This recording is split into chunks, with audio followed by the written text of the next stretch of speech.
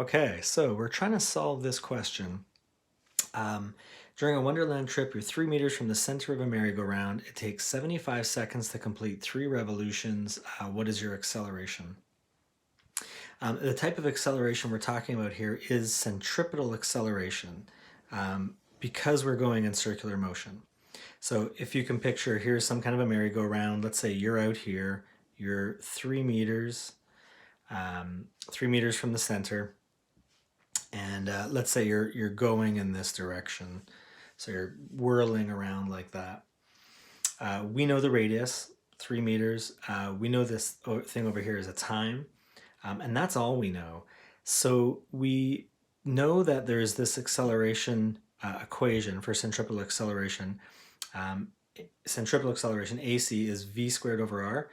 I'd say that's my go-to equation if I know v and I know r.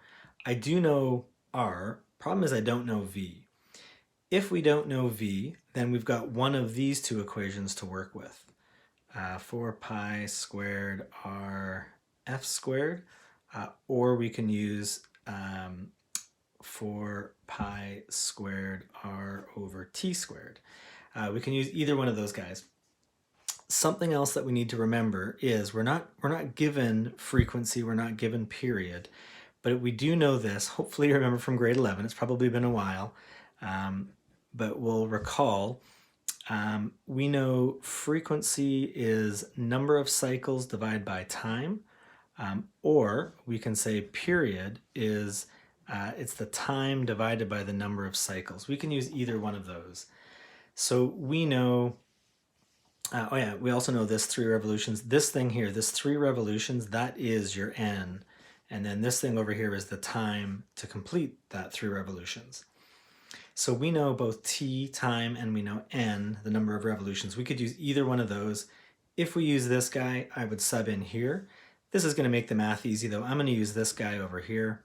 We know the time it takes, 75 seconds, to complete 3 revolutions. 3 revolutions. This period then, 25 seconds. So I'm going to sub that into this guy right here. We could have just as easily used the frequency version. They're just inverses of each other. You can see n over t, and over here we flip it over, t over n. They're just an inverse of each other.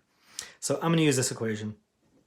We know AC, 4 pi squared, radius 3 meters up here. We know the period, well, right here, 25 seconds, so 25 squared. Just keep in mind, we're putting everything into base units. So I know radius is in meters. I want my period in seconds. When we go ahead and use this equation, we're trying to get acceleration, which should be in meters per second squared. So those units should make sense. When we multiply all this out, we get 0.1895 meters per second squared. Again, that guy's in meters, that guy's in seconds, and it's squared, so that makes sense. We could then say, to round it for significant digits, we've got 2 sig digs up here. I'm going to look here and say 2 sig digs. I guess we could argue about that number 3 there, but let's say 2 sig digs. Centripetal acceleration is always towards the center of the circle. I would say we're good there. If you wanted to, you could add that in towards center, something like that, towards the center of the circle. Typically, though, centripetal acceleration is just given as a magnitude because the answer is always towards the center of the circle.